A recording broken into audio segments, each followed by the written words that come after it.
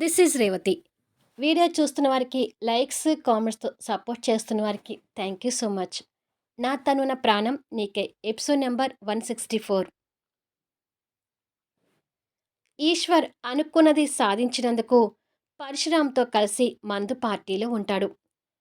Aishwarya group of ఇండస్ట్రీస్‌లో జాబ్‌లో join కాబోతున్నందుకు congratulations Eshwar అంటాడు పరశురామ్. నా తరపు నుంచి కూడా నీకు కంగ్రాట్స్ ఈశ్వర్ అంటూ జెస్సీ అక్కడికొస్తుంది. ఓ తమరా, థ్యాంక్ యూ సో మచ్ అంటాడు ఈశ్వర్ నవ్వుతూ. మరి మా నాన్నకేనా పార్టీ, నాకు లేదా అని అడుగుతూ వాళ్ళ ముందుకు వచ్చి కూర్చుంటుంది జెస్సీ. నీకు డ్రింక్ చేసే ఇంట్రెస్ట్ ఉంటే ఏ బ్రాండ్ కావాలో నువ్వే సెలెక్ట్ చేసుకో అంటాడు ఈశ్వర్ ముందున్న బాటిల్స్ని చూపిస్తూ. ఇంట్రెస్ట్ ఉన్నా తాగన్లే, నేను తాగితే సూర్యకి కోపం వస్తుంది అంటుంది జెస్సీ. సూర్య ఇక్కడ లేడు కదా, ఇక్కడికొచ్చే ఛాన్స్ కూడా లేదు అంటూ ఈశ్వర్ గ్లాసులో మందు పోసి తనకిస్తాడు.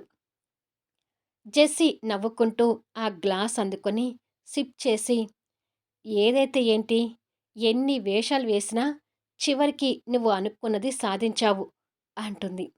అవునమ్మా, మన వల్ల కానిది ఇక ఈశ్వరే చేసి చూపించాలి అంటాడు పరశురాం. అన్నట్టు డాడ్, మరికొన్ని రోజుల్లో ఐశ్వర్య గ్రూప్ ఆఫ్ ఇండస్ట్రీస్కి పోటీగా మన కంపెనీ టెండర్ వేయబోతుంది కదా అంటూ గుర్తు చేస్తుంది.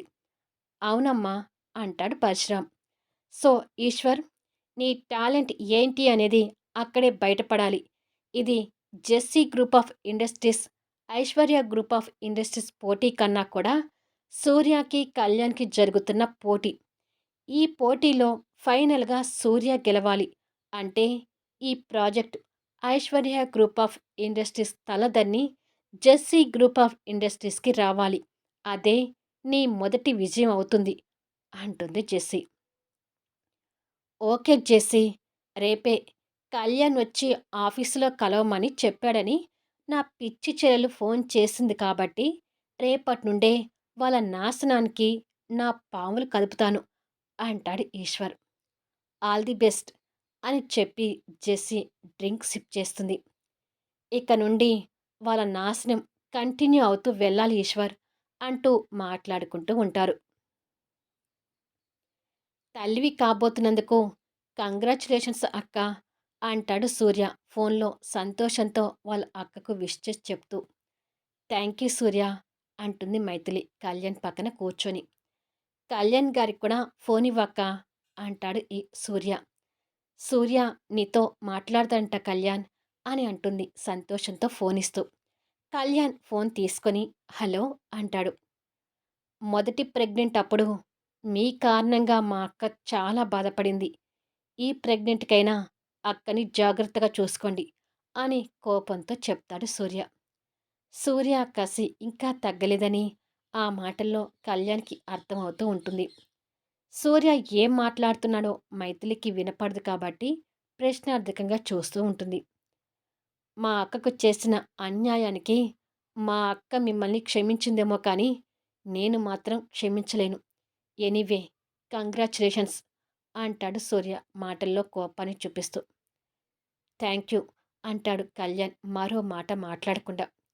కళ్యాణ్ థ్యాంక్స్ చెప్పడం చూసి సూర్య మామూలుగానే మాట్లాడుతున్నాళ్లే అని అనుకుంటుంది మైథిలి. ఇక ఉంటాను అని చెప్పి సూర్య ఫోన్ పెట్టేస్తాడు.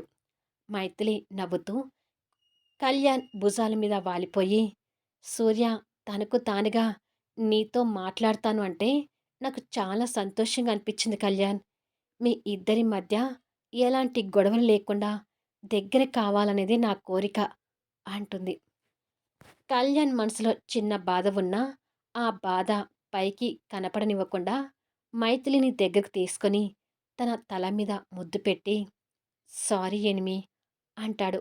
సూర్య ఆ పరిస్థితుల్ని గుర్తు తెచ్చేసరికి బాధపడుతూ. సారీ ఎందుకు అని అడుగుతుంది కళ్యాణ్ని చూస్తూ. అంటే ఏదో ఎందుకో చెప్పాలనిపించింది చెప్పాను అంటాడు. ఏంటో రొమాంటిక్ మెంటలోడా, అప్పుడప్పుడు సెన్స్ లేకుండా మాట్లాడతావు అంటుంది కళ్యాణ్ని హక్ చేసుకొని. రే కళ్యాణ్, ఎక్కడా అంటూ అర్జున్ కేకలు కింద నుంచి వినిపిస్తుంటాయి. అదిగో అర్జున్ గడు వచ్చాడు పద అంటూ మైథిలిని తీసుకుని కిందికొస్తాడు. అన్వితో కలిసి అర్జున్, సంజన అక్కడికి చేరుకుంటారు. కంగ్రాచ్యులేషన్స్ మై డియర్ ఫ్రెండ్ అంటూ అర్జున్ అభిమానంగా కళ్యాణ్‌ని హగ్ చేసుకుంటాడు. థ్యాంక్ యూ రా అంటాడు కళ్యాణ్ స్నేహితుడి అభిమానానికి సంతోషపడుతూ. రాములమ్మ, చెర్రీ కూడా వాళ్ళు రావడం చూసి అక్కడికి చేరుకుంటారు. చెర్రీ, అన్వి ఇద్దరు మొహాలు చూసుకొని మూతులు తిప్పుకుంటారు. ఈ స్వీట్ కబురు విని నేనే స్వయంగా స్వీట్ చేసి తీసుకొచ్చాను మైథిలి. తీసుకో అంటూ సంజన బాక్స్‌లోంచి స్వీట్ తీసి మైథిలికి తినిపిస్తుంది. సంజన ఆ స్వీట్ అలా అందరికీ పంచుతుంది. అంటే అత్తయ్య మీ బొజ్జులో చిన్న బేబీ ఉందా? అని అడుగుతుంది అన్వి మైథిలి పొట్ట మీద చేయి పెట్టి. అవునమ్మా, మీతో ఆడుకోటానికి త్వరలోనే వస్తుంది అని చెప్తుంది మైథిలి. చెర్రీ కోపంగా దగ్గరికొచ్చి మైథిలి పొట్ట మీద ఉన్న అన్వి చెయ్యి విసిరికొట్టి, తాను నా చెల్లెలు. నా చెల్లెలికి నువ్వు దూరంగా ఉండు అంటాడు. చెర్రీ అలా అనేసరికి అన్వి నొచ్చుకున్నట్టుగా మొహం పెడుతుంది. అబ్బో! చూసావురా నీ కొడుకుని? చెల్లెలు వస్తుందనగానే నా కూతుర్ని ఎలా లెక్క చేయకుండా మాట్లాడుతున్నాడో అంటూ అసూయ పడతాడు అర్జున్. నా చెల్లెలితో నేనే ఆడుకోవాలి. నీ కూతురు ఆడుకోవటానికి వీల్లేదు మామ అంటాడు చెర్రీ. మంచిది. నా కూతురికి నువ్వు ఎంత దూరంగా ఉంటే నేనంత మనశ్శాంతిగా ఉంటాను అంటాడు అర్జున్. చెర్రీకి దూరం అనే మాటని అన్వికి కష్టంగా అనిపించి వెంటనే చెర్రీకి దగ్గరగా జరుగుతుంది.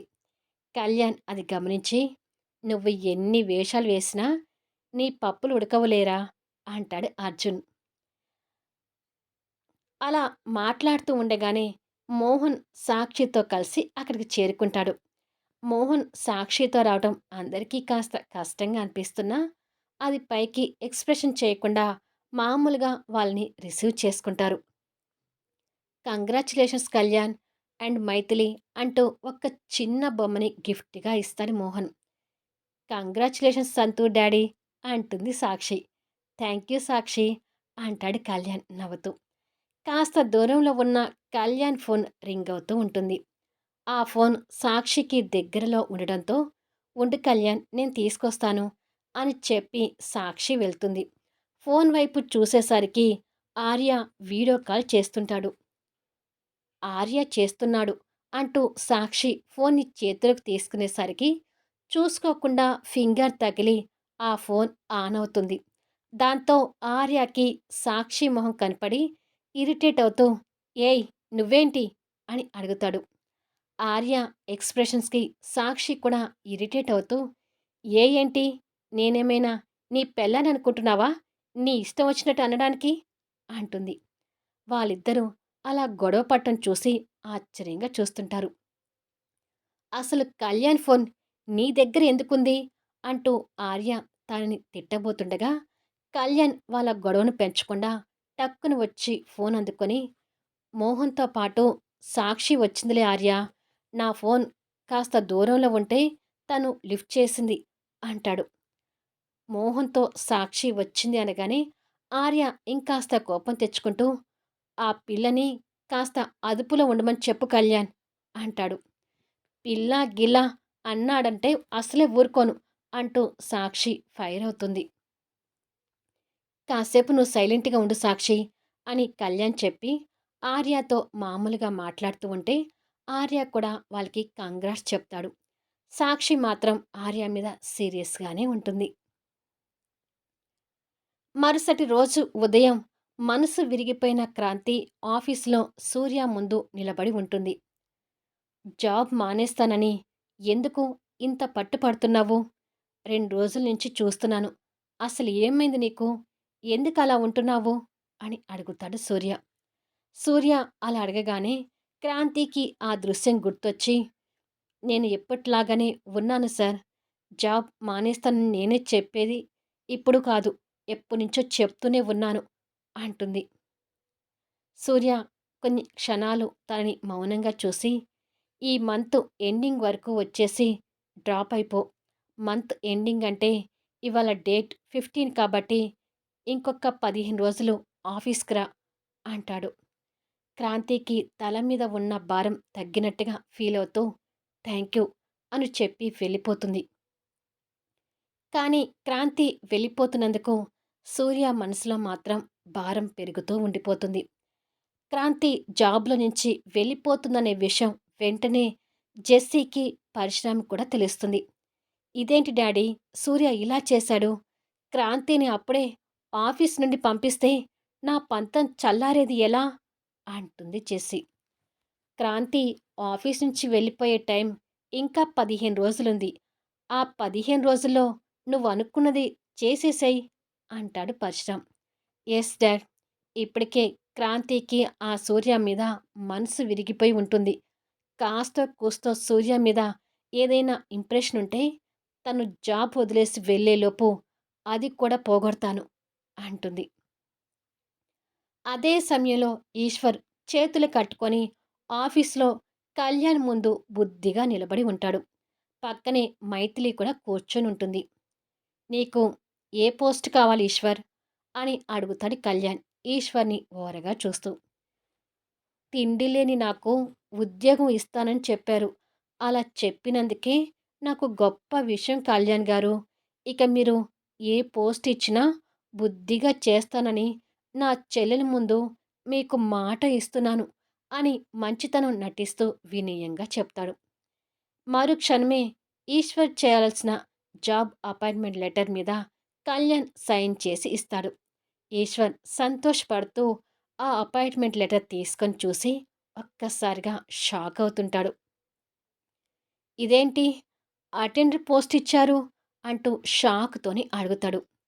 అటెండర్ పోస్ట్ అనగానే మైథిలి కూడా ఆశ్చర్యపోతుంటుంది. మా ఆఫీసులో అటెండర్ పోస్ట్ చేయడం అంటే లక్ ఉండాలి. ఆ లక్ ఆల్రెడీ మైథిలికి నాకు వచ్చింది. ఇప్పుడు నీకొచ్చింది అంటాడు కళ్యాణ్. కానీ సార్ నేను అటెండర్‌గా చేయడం ఏంటి? అని నీళ్లు నములుతూ అడుగుతాడు. కళ్యాణ్ లేచి అతని దగ్గరకొచ్చి, "ఈ పోస్టు మేం చేయలేంది నువ్వు చేయలేవా?" అని అడుగుతాడు. కానీ కళ్యాణ్ అంటూ మైథిలి అడ్డుపడబోతుంటే, "నువ్వు మాట్లాడకు మైథిలి" అంటూ కాస్త సీరియస్‌గా చెప్తాడు. దాంతో మైథిలి సైలెంట్ అయిపోతుంది. ఈశ్వర్‌కి ఏదో ఒక పోస్ట్ ఇవ్వమని అడిగావు. నువ్వు అడిగినట్టే ఇతనికి ఒక పోస్ట్ ఇచ్చాను. సో, ఇక నువ్వు ఇందులో కలగజేసుకోవడానికి వీల్లేదు మైథిలి అంటాడు. ఇక మరో మాట మాట్లాడకుండా మైథిలి పూర్తిగా సైలెంట్ అయిపోతుంది. వాడి వైపు కళ్యాణ్ కోపంగా చూస్తూ, చేస్తే అటెండర్ పోస్ట్ చెయ్యి. లేదంటే వెళ్ళి మొక్కజొన్న పొత్తులు అమ్ముకో అంటూ వాడి చేతిలో ఉన్న అపాయింట్మెంట్ లెటర్ గుంజుకుంటాడు. అయ్యో! ఇచ్చిందే మహాభాగ్యం. తప్పకుండా నేను ఈ పోస్ట్ చేస్తాను సార్ అంటూ ఆ ఛాన్స్ ఎక్కడ జారిపోతుందేమోనని కంగారు పడుతూ వెంటనే కళ్యాణ్ చేతిలోంచి అపాయింట్మెంట్ లెటర్ గుంజుకుంటాడు. గుడ్ అని చెప్పి మరొక అటెండర్‌ని లోపలికి పిలిపించి, ఇక నుండి మీరు చేస్తున్న పనుల నుంచి కొన్ని పనులు అతనికి షేర్ చేయండి. చేయకుండా ఏదైనా ఫోజులు కొట్టినట్టు ఉంటే వెంటనే నాకు చెప్పు అంటాడు. అలాగే సార్ అంటాడు ఆ అటెండర్. నేను ఆఫీస్ పని మీద బయటికి వెళ్ళేది ఉంది ఎనిమి. అది చూసుకొని వస్తాను అని చెప్పి కళ్యాణ్ వెళ్ళిపోతాడు. కింద గ్రౌండ్ ఫ్లోర్ ఊడ్చి కడిగేది ఉంది. ఆ పని చూసుకుంది గాని త్వరగా రా అని చెప్పి ఆ అటెండర్ ఈశ్వర్‌కి పని పురమాయించి వెళ్ళిపోతాడు. అతను వెళ్ళిపోగానే ఈశ్వర్ జాలి, అమాయకత్వం నటిస్తూ చెల్లెలి వైపు చూస్తాడు. ఆ ఎండలో పడి మొక్కజొన్న పొత్తులు అమ్ముకునే కంటే ఈ అటెండర్ పోస్ట్ బెటరే కదా ఈశ్వర్. ఏదో ఒక ఉద్యోగం అనుకొని చేసుకో అని చెప్పి మైత్రి ఛాంబర్‌లోకి వెళ్ళిపోతుంది. మళ్ళీ నెక్స్ట్ వీడియోలో కలుద్దాం. అటెండర్‌గా జాయిన్ అయిన ఈశ్వర్ ఇప్పుడు ఏం చేయబోతున్నాడు? ఉన్న 15 రోజుల్లో క్రాంతికి జెస్సీ నుంచి ఎలాంటి పరిణామాలు ఎదురు కాబోతున్నాయి? అద్భుతమైన కథనంతో ఆసక్తికరంగా సాగిపోయే కథా వీడియోస్ని మిస్ కాకుండా చూడండి. కథ నచ్చితే లైక్ చేయండి, కామెంట్ షేర్ చేయండి, సబ్స్క్రైబ్ చేసుకొని ఛానల్ షేర్ చేస్తూ సపోర్ట్ చేయండి. Thanks for listening.